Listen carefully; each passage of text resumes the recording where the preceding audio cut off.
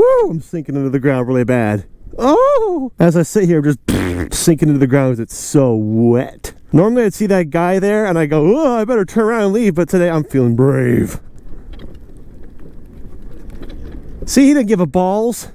Look at my tires, oh my god. Oh, they're mud burgers. All right, this is all brand new. Whoa. I put my foot down to slide to stop, but I just made mud. And okay, everything's very slippery. I'm gonna go like a good little piggy for a bit. I haven't been here in 2 or 3 months, kicking up mud. This used to be, see that big river type of a chasm? It was huge. All of this was just a huge, and the road ended here, and then they were doing all this. But they did a good job. It is now passable, and that used to be mountainous, not mountainous, way less flat. That goes on to a place where I've gotten stuck. I'm actually not that brave. I'm not going to go down there. I bet I would get stuck or fall over, and I don't feel like it.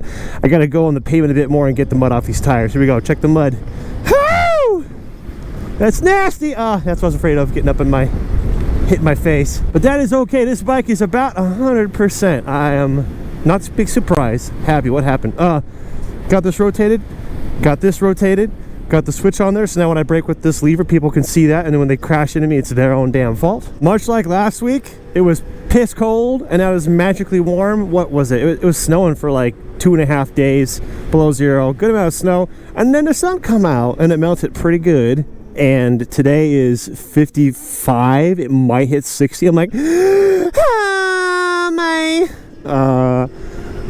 goodness. Anyway, mandatory day out on the motorcycle, and I would have taken the Super Duke, but it is still incapacitated. I hadn't got it to the shop yet. Logistically, it's hard to move vehicles sometimes, and I hadn't been able to get it there. Am I going to go forward? I'm going this way. I'm going to slow down for a minute.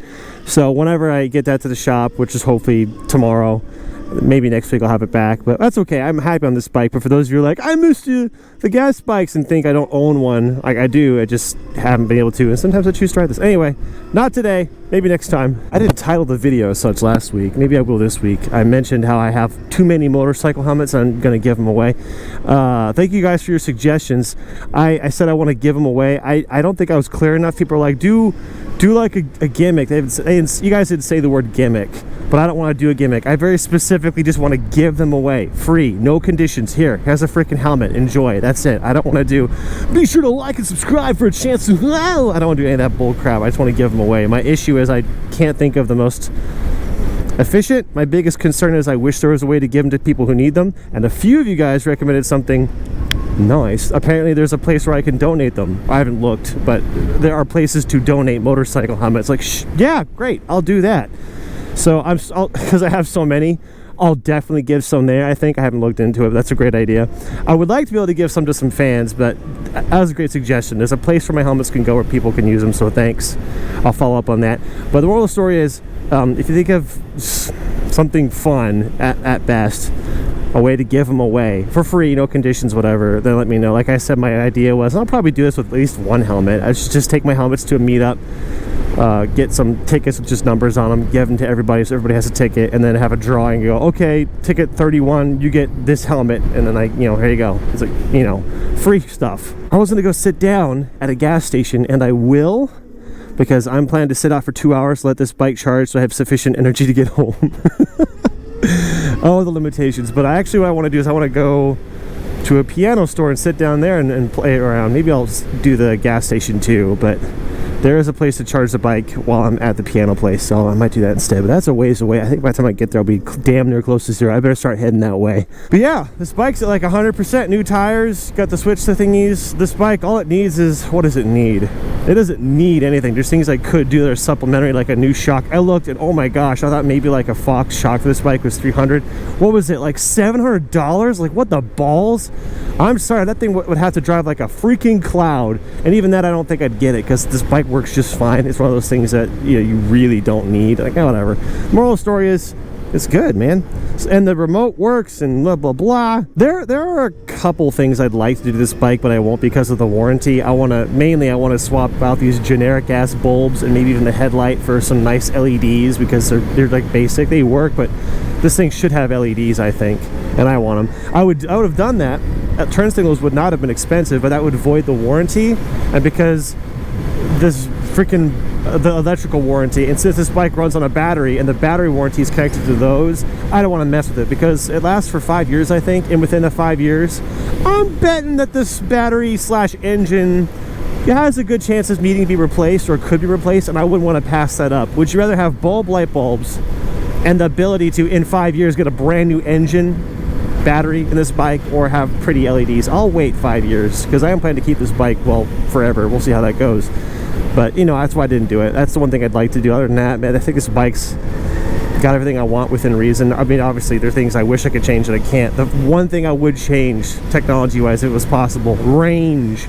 Obviously I'd like this thing to be fast and perform better, but between speed and range, I'd choose range because I enjoy this thing well enough. It's just the biggest limitation truly is I have to plan my rides. Like, what a cool feeling that'd be.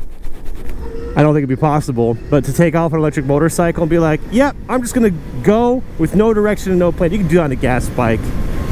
You take that for granted unless you're on electric, blah blah blah.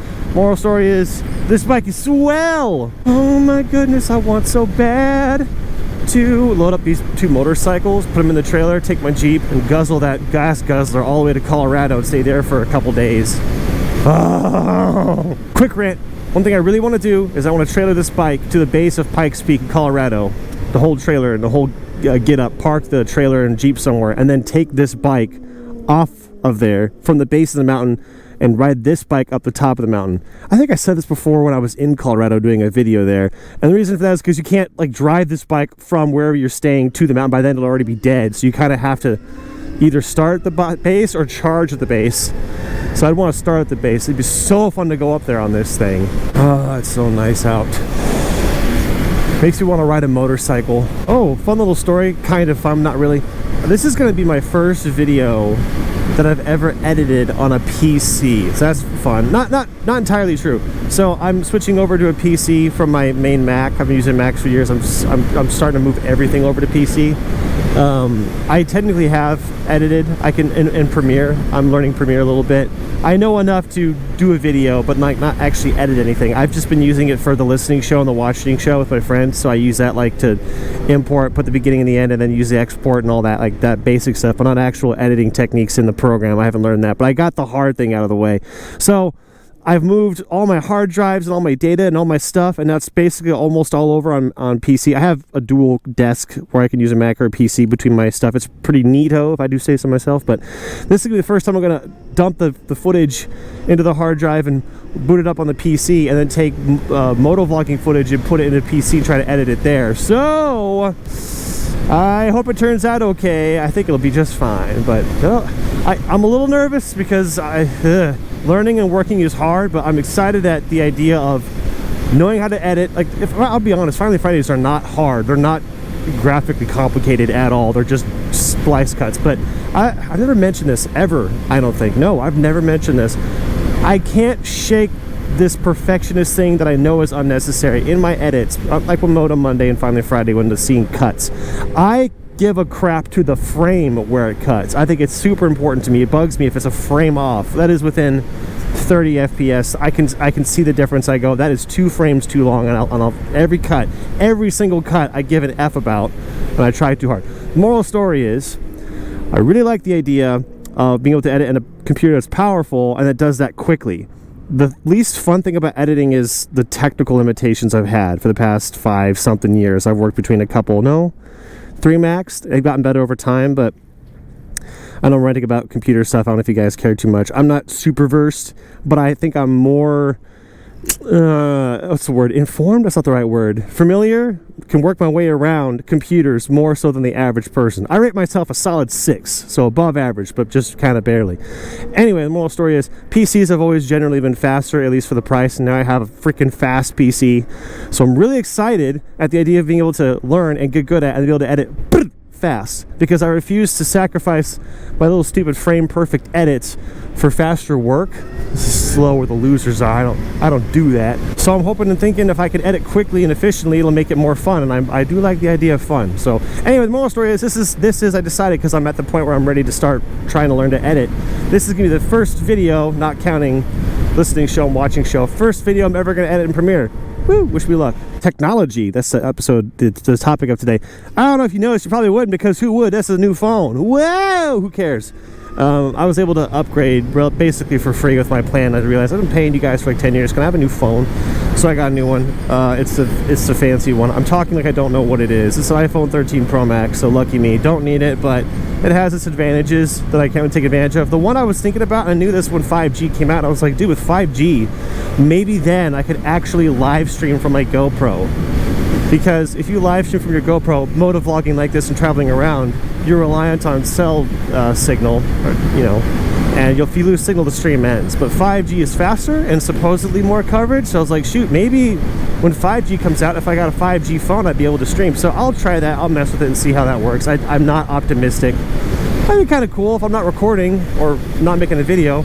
I could just may as well stream it while I'm out riding, because why not? You can just tune in and see what I'm seeing live. That'd be pretty neat. So that's the one thing that's cool. Again, not necessary. The phone was free. That's why I got it.